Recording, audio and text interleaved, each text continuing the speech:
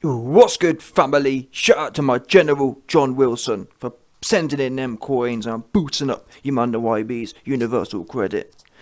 So, Israel Adesanya just defended and beat Robert Whittaker for the second time. And I can't lie, listen, I'm not a UFC expert, but these fights are boring looking ass fights. And I get all this hype. For me, yeah, hype needs to be warranted. For example, when Tapper was in his prime, the hype was backed up. Yeah, everyone was gassed, myself included. Oh, he's got the left hand from, you know what I'm saying? He touch you with the left hand, you go to sleep. And for the most part, in his prime, I'm talking about 2013 through to really, Tapper peaked in December 2015 against Aldo. It was downhill from there. But listen, like I said, his hype was backed up. He's sleeping dudes.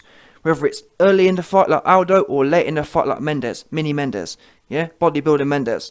Mini Mendes or Aldo, they both go to sleep. And even to be fair, when he went up to fight Eddie Alvarez, yeah, Eddie Bumveles, he got smoked with sharp shots. Now, all this hype around Adesanya, what's he really doing? He went up, I feel, he's not a weight bully, but he's massive, isn't he? He's massive and long, big stick creature looking ass.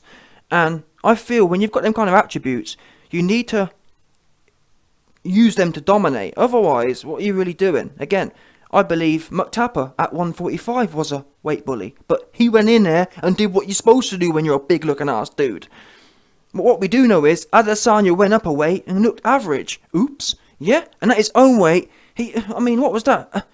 In my opinion, Whittaker was begging to be put out tonight. You put him down in the first round with a stinging left hand, and that was it. He didn't really push the pace. Equally though, did Adesanya lose this fight? Absolutely not. I don't know what Whittaker was smoking. Whittaker comes out talking about, I'm surprised I lost and this, that, the other. I can't believe my game plan. Listen, boss, you got put down in the first round. You couldn't make a takedown stick the whole night. And I actually give credit to Adesanya. I reckon Adesanya, even though his striking was lackluster tonight, in my opinion, it was that typical casual champion striking. Champion striking is what I call when people go in there, they know they're the champion, they know they've got the attributes, and they kind of just go through the motions. There's no pushing through, there's no ambition for a stoppage. It's just Adesanya was going through the motions, taking no risk, and just ticking over. Boring ass fight, bottom line. There was no ambition for a stoppage. But again, putting that to one side, his takedown defense, I believe, is probably the best in history of the UFC. I've never seen someone, he's like a cat. Tapper, in his prime, also had pretty good takedown defense, but again, he was fighting midges. Yeah, 100%. Tapper fought midges for his whole career, so it wasn't really fair. And Adesanya, you could say the same thing, to be honest with you, because guess what? When he went up to fight that Jan cat at light heavyweight, all of a sudden, he get taken down. Oops. You know what I'm saying? So a lot of these guys, he got wicked takedown defense. He looked good. Big stick creature looking ass. Looks good when he fighting midgets. But when he fight people his own size, all of a sudden, he on the floor. He's sticking to the floor. He couldn't, listen, Adesanya couldn't get off the floor. So, back to the point though. Either way, Adesanya, when fighting midgets or not, he's got the best takedown defense I've ever seen. He's like a cat, and that's how you got to be. From what I understand about MMA, if you are a striker, you've got to literally, you can't. One of the problems you see when Ngannou fought Miocic the first time, he almost was happy to take a rest. You can't do that if you're a striker. You've got to be literally a cat. You've got to almost, the way that Adesanya explodes from the ground, it's almost as if he's panicking. It's almost like a fight or flight response. And that's how it has to be. It has to be instinctive and adrenaline-filled, explosiveness. And he really did show that. That said, though, when you watch the fifth round, there's no doubt that Robert Whittaker, he had the jab going. To be fair, in terms of the jab, Whittaker was pretty much dominating with that the whole night. But there was no follow-through. And I didn't see no desperation. I didn't see no, I'm prepared to go to sleep tonight. And I understand Whittaker got stopped in the first fight. Was that some anxiety? Probably. But listen, you lost again, bottom line. And I don't know, maybe I'm dreaming. Maybe one day when I get in there, I'm going to go in there and think, well, I don't really want to get chinned. But as a couch potato Don, I'm thinking to myself, never mind, you're getting paid loads of money for a start. Yeah, even though Dana making most, but you're getting paid decent money. You're getting paid 10, 20, 30 times more than what average people make for 25 minutes work.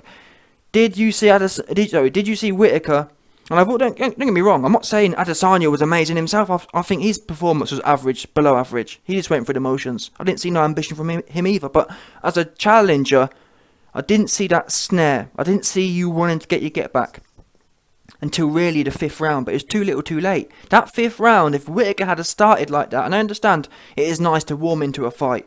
You don't want to go in there running forward against someone like a big stick insect looking ass like Adesanya who can light you up. But still, that was the fight that was the only kind of fight Whittaker was going to win. He weren't going to win this weird, okay, let's play tippy-tappy on the outside.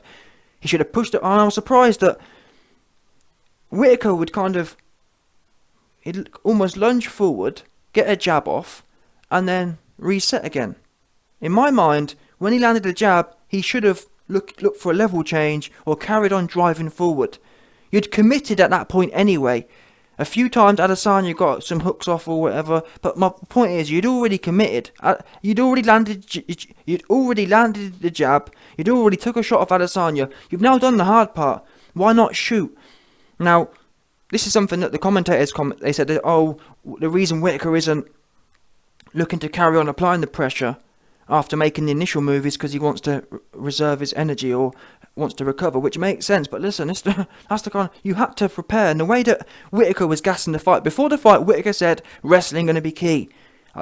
Listen, tonight from Whittaker, this looked like, until the 5th round really, this looked like a balanced performance. I didn't see no desperation to take it to the ground. I didn't see that until the 5th round. Too little, too late. That 5th round, he should have started. Maybe not the 1st round, but okay, settle in for 1 round. From the 2nd round forward, he should have been driving forward with a jab and then looking to get busy on the ground. And there was one point, Whittaker, literally still another example. Whittaker had Izzy's back. Then somehow he got shrugged off and then he went back to striking again. He was literally standing next to Izzy. Why not shoot in? It was super odd. I didn't see enough, and even Whittaker's trainer said, "Why ain't the right hand going?" Then again, I think I understand why the right hand won't go in. In my experience, the little bit of striking I've done, you can have your right hand shut down. Big punches like hooks, uppercuts, and right hands.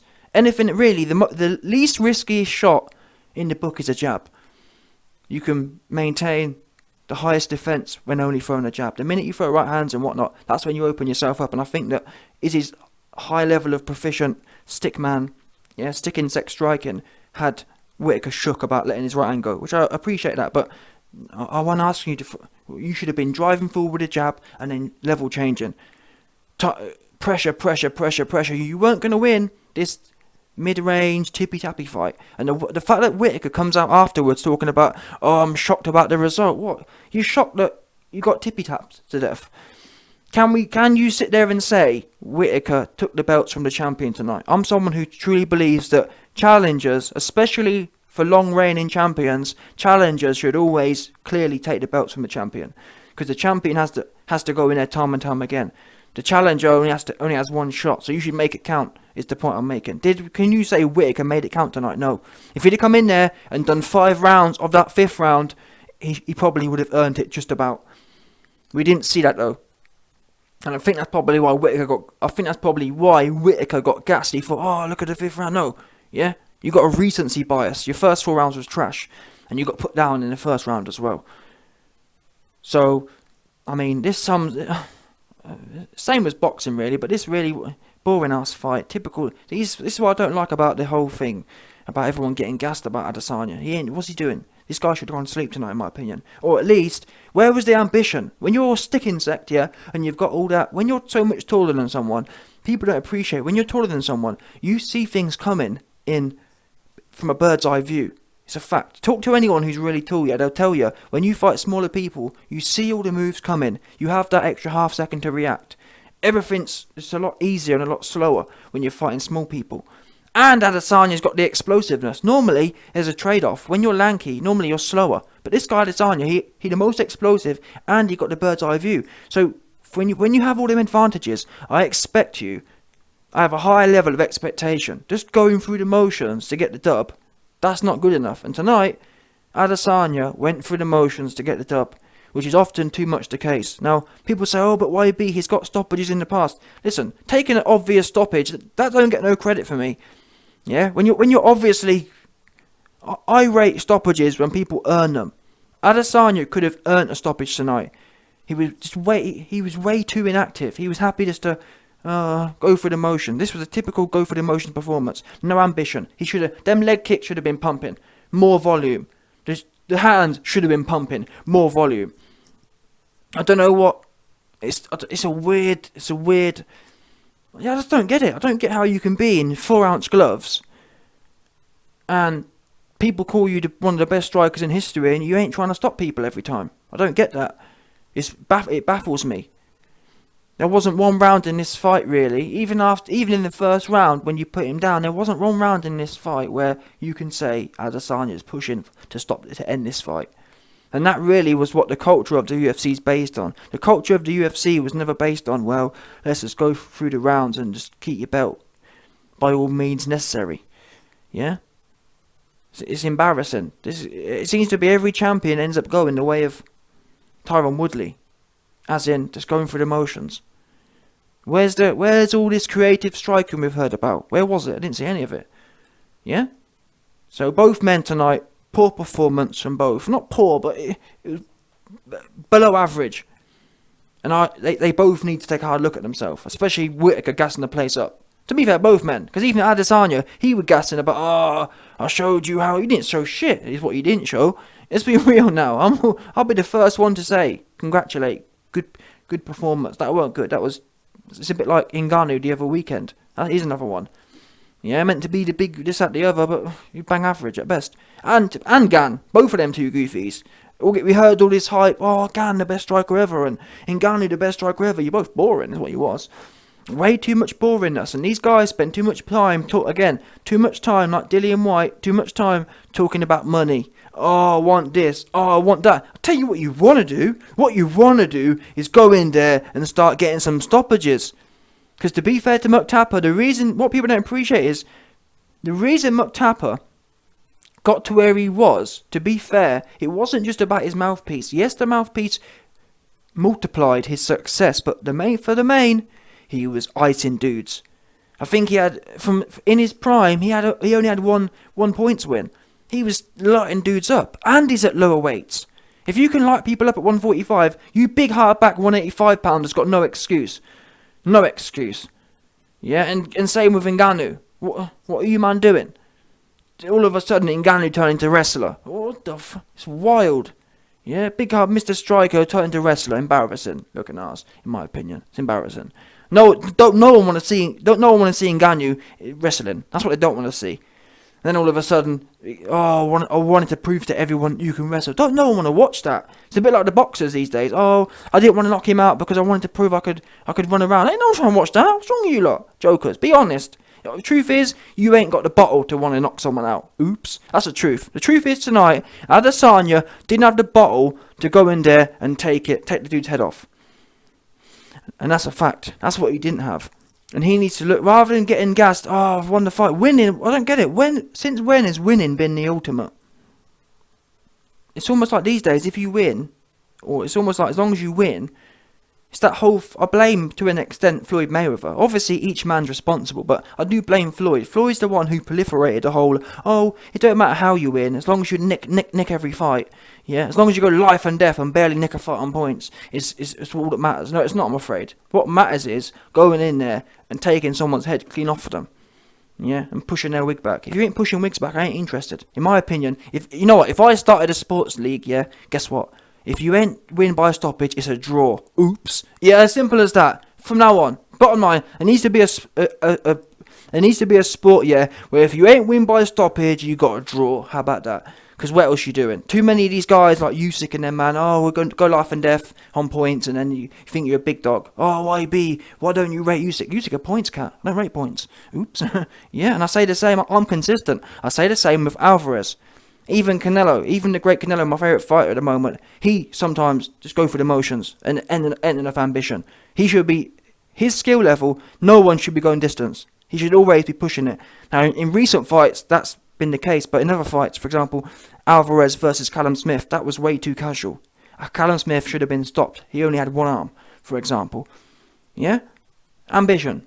I mean, especially when you're at the top of the sport and you're making trucks full of money. You've got no excuses. I don't want to hear nothing else about it. I want to see you go in there. And I understand, for me, it's not even about the result, actually. It's not fair.